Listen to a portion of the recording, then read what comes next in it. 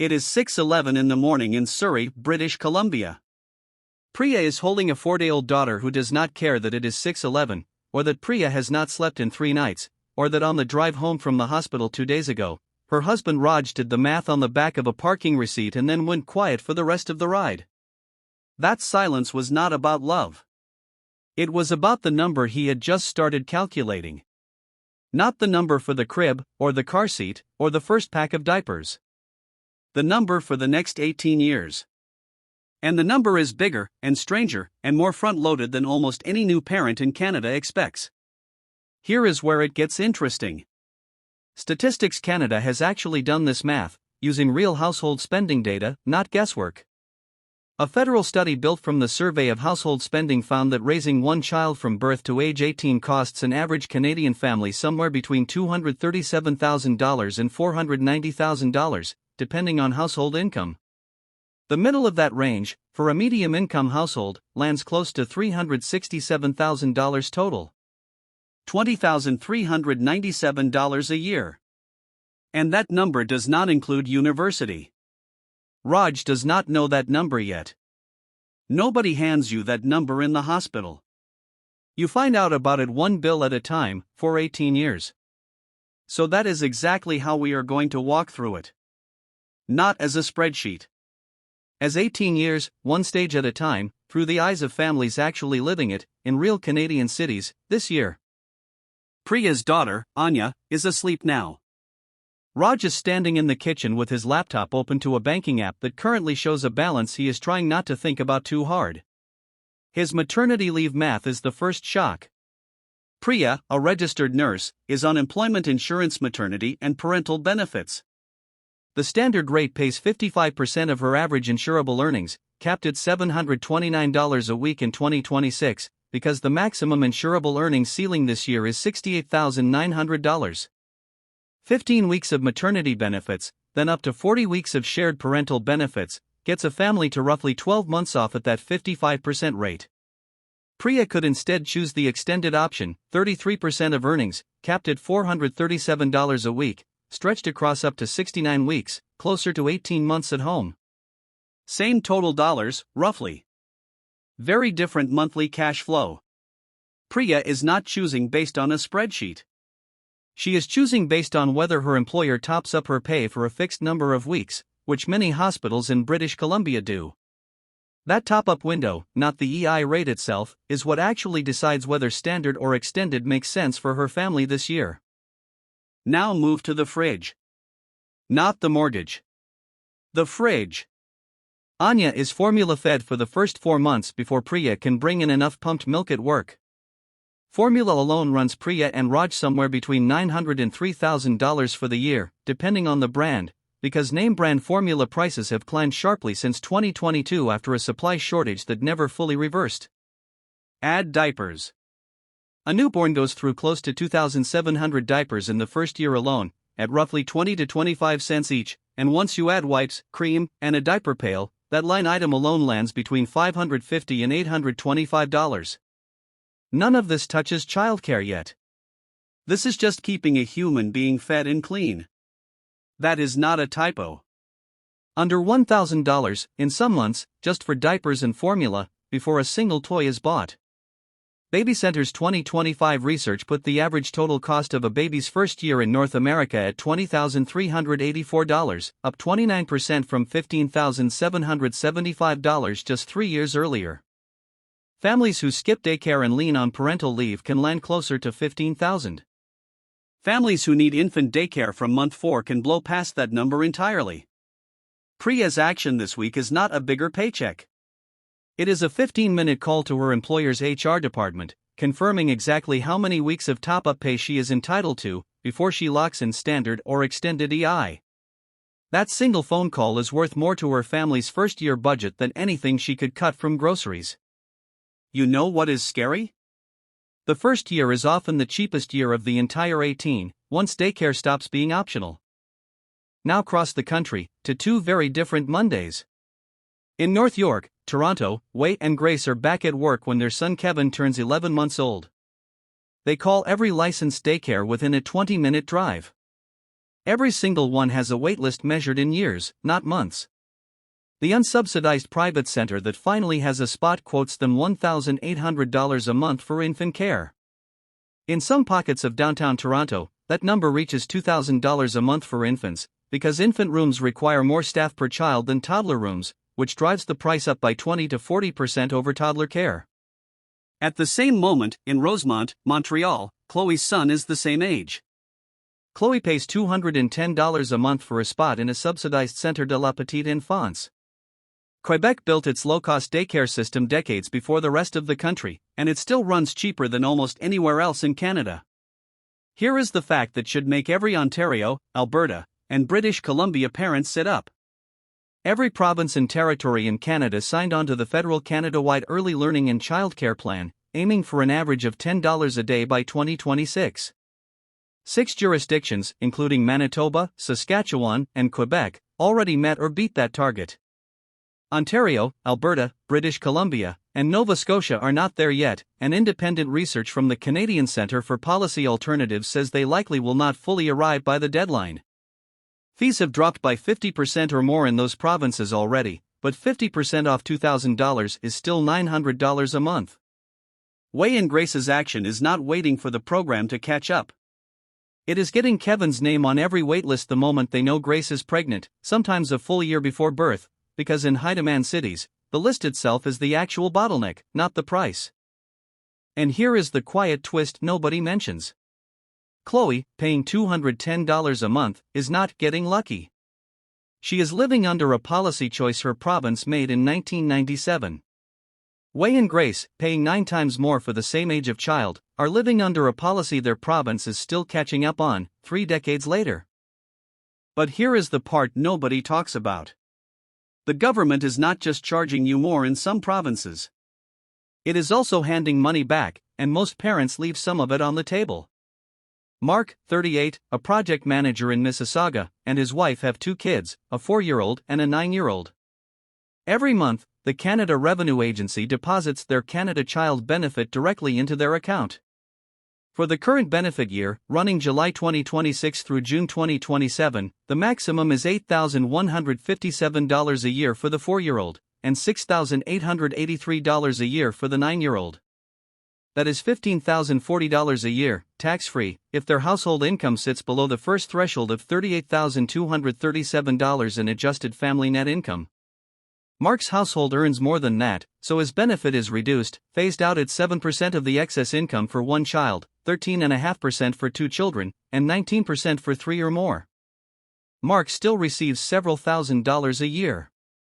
Enough that, over 18 years, the Canada Child Benefit alone can cover a meaningful slice, often between a quarter and 40%, of what a middle-income family spends raising each child. Here is the trap. The CCB is recalculated every July, based on the tax return from the year before. If either parent files late, or does not file at all because they had no income that year, the payment can shrink or stop completely, sometimes for months, even though the family still qualifies. Mark's action tonight takes 10 minutes. Log into CRA My Account, confirm both his and his wife's 2025 returns were filed and assessed, and check that the direct deposit information is current. A missed filing is not a paperwork inconvenience. It is thousands of dollars in child benefit money that simply does not arrive. Higher still. Once the toddler years end, the spending pattern changes shape entirely. In Signal Hill, Calgary, Linda and her husband are raising 2 kids, ages 7 and 13. Statistics Canada's own breakdown of what families actually spend on children, built from years of household survey data, shows food eating up 16 to 20% of total child-related spending, right behind childcare and education, which itself runs 13 to 17%. Clothing and healthcare each stay under 10%. Housing, which we have not even discussed yet, dwarfs all of them. Linda notices something the moment her older daughter starts middle school. The grocery cart does not get more expensive gradually. It jumps the year a kid stops eating toddler portions and starts eating teenager portions. And the closet does the same thing, the year she stops wearing hand-me-downs from a cousin and starts caring, very specifically, about brands. Linda's action is not fighting the jump. It is separating needs spending, which grows on a predictable curve she can budget a year ahead for, from wants spending, which is the part that actually blows up family budgets when nobody sets a limit on it in advance. This is where most Canadian parents get ambushed, not by rent, but by hockey. In Canada, Ottawa, Farid's daughter shows real talent on skates by age 8. By age 11, she is on a competitive team. Farid does the math on ice time, travel tournaments, equipment, and private coaching, and lands somewhere between $10,000 and $20,000 a year, sometimes more, for one child in one elite sport. That is not a typo either. Competitive youth sports in Canada, especially hockey, ringette, and figure skating, can cost as much as a car payment every single year for a decade. Farid loves watching his daughter play. He also knows that most Canadian families cannot sustain that spending across multiple kids for multiple years without sacrificing something bigger, like the RESP contribution we will get to shortly. Families who instead cap their children at 1 or 2 structured activities at a time, filling the rest with free recreation, park programs, and school clubs, typically save $2,000 to $8,000 a year compared with a fully packed activity schedule. That is not a punishment. It is a choice about which $2,000 a year buys more of the childhood you actually want to give. Farid's action is a single conversation with his daughter this season. Not "we're cutting hockey." A real conversation about which 1 or 2 activities matter enough to fully fund, so the money exists to fund them well, instead of being spread thin across 5 half-funded ones. And then there is the cost most families never see coming, because it does not arrive as a bill. It arrives as a bigger mortgage. Back in Toronto, Wei and Grace outgrow their 1-bedroom condo the year Kevin turns 3. They move to a 2-bedroom in North York. Statistics Canada's research on child-rearing expenses treats this exact move as its own spending category, an additional bedroom, and finds that housing tied to having a child, not the whole mortgage, just the incremental cost of the extra space, ends up being the single largest category across 18 years. Bigger than food. Bigger than childcare. This is where geography changes the entire equation. The national average home price in Canada sat at $696,078 as of June 2026. In the Greater Toronto Area, the benchmark price was $940,800. In Metro Vancouver, it was over $1,100,000. In Regina, an equivalent home runs closer to $332,000, and in Edmonton, about $415,000. Statistics Canada's own regional data on child-rearing costs confirms this pattern independently. Families in the prairies in British Columbia spend up to 15% more per child than families in Atlantic Canada, and families in Ontario and Quebec spend up to 9% more than Atlantic Canada, almost entirely driven by shelter costs. Wei and Grace's action is not moving to Regina. It is running the actual math, side hallway and all, on whether the extra bedroom needs to happen this year, or whether Kevin can share a room with a sibling for 2 more years while the mortgage stays smaller. That decision alone can be worth tens of thousands of dollars across the time before he needs his own space. Here is a question worth sitting with for a second. If housing tied to a child is the single biggest line item over 18 years, and almost nobody frames it that way, how many Canadian parents have upsized their home for reasons that felt urgent in the moment, but were actually a choice, not a requirement? Health costs sneak in from a completely different angle, the parts your provincial health card does not touch. Linda's younger son, back in Calgary, needs braces by age 11. Provincial health insurance across Canada covers most medically necessary care, but dental, vision, and orthodontics are not part of that coverage in almost every province. Out-of-pocket costs for these categories, without workplace benefits, can run anywhere from a few $100s to well over $1,000 a year, and orthodontic treatment alone, when a workplace plan does not cover it, can run into the thousands, spread over the 2 to 3 years of treatment. Linda and her husband are fortunate. Her employer's group benefits plan covers 70% of orthodontic costs, an arrangement that is common but far from universal in Canada. Her action, done the year her son turned 9, 2 years before braces became necessary, was pulling up the exact coverage percentages and annual maximums in her benefits plan, so there were no surprises when the orthodontist's quote arrived. Parents who wait until the appointment to check their coverage are the ones who get blindsided by the bill. Then the teenage years arrive, and the spending curve steepens one more time. Linda's older daughter turns 16 in Calgary. A phone upgrade. A part-time job that needs a car ride to and from, because Calgary's transit does not reach the mall where she works. Driving lessons. Eventually, a learner's permit and, for some families, a share of car insurance for a new driver, which alone can add thousands of dollars a year to a household policy. Clothing costs, once driven by growth spurts, are now driven by brand pressure and social comparison, a shift almost every parent underestimates until it happens to their own kid. This is the stage where the earlier StatScan pattern, food and clothing rising steadily through the years, meets a second pattern, extending financial support past age 18, if a child stays home for post-secondary studies through age 22, raises total family spending on that child by close to 29% above the birth to 17 total. Most parents plan for 18. Very few plan for 22, even though the data says the money keeps flowing for years after high school ends. Linda's action is starting the 18 to 22 conversation now, at 16, not the summer before graduation. What will be paid for, what will not, and for how long, decided in advance, is a completely different financial situation than deciding it in a panic in September. Not the version of Canada most people see in these numbers is the income split underneath all of it. Statistics Canada's household spending research on two-parent, two-child families found that higher-income households, those earning above $135,790 back in 2016, spent around $404,000 per child, in that year's dollars, from birth to 17. Adjusted for inflation, that is just over $490,000 in today's money. Lower-income households, earning under $83,013 in that same year, spent nearly 70% less, closer to $237,000 for the same 18 years. That is not a small gap. It is the difference between a used sedan and a house down payment, spread across the same childhood. One more twist in that same data. Families with just one child spend up to 38% more per child than families with two children. Hand-me-down clothes, shared toys, reused gear, and a second child who simply eats leftovers from the first child's grocery bill all quietly shrink the per-child cost as the family grows. Nobody plans a second child to save money. But the math says it does, per child, even if the household total goes up. None of this is destiny. It is math built from real Canadian household spending, and every family in this video sits somewhere different on that curve, based on choices they are making right now, this year, not choices locked in at birth. Now the part every parent eventually asks about. University.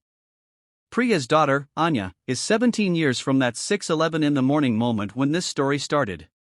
When she enrolls, the average tuition for a domestic undergraduate student in Canada, for the 2025-2026 academic year, sits at $7,734 a year, according to Statistics Canada's own tuition survey.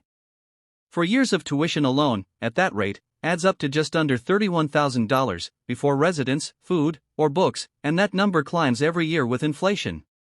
Here is where the earliest financial decision Priya and Raj make, back when Anya was 4 days old, quietly pays off 17 years later. If they open a registered education savings plan and contribute $2,500 a year, the federal government adds 20% through the Canada Education Savings Grant, up to $500 a year, capped at a lifetime maximum of $7,200 per child. Contribute that amount every year from birth, and the full grant arrives by around age 14, sitting inside an account that also grows tax-sheltered until Anya actually withdraws it for school. Lower-income families get an extra boost through the Canada Learning Bond, additional grant money added to an RESP with no contribution required at all, just an open account. Priya and Raj's action, the one that matters most in this entire 18-year story, is opening that RESP inside Anya's first year of life, not her 10th. A family that starts at birth and contributes $2,500 annually captures the entire $7,200 grant with room to spare.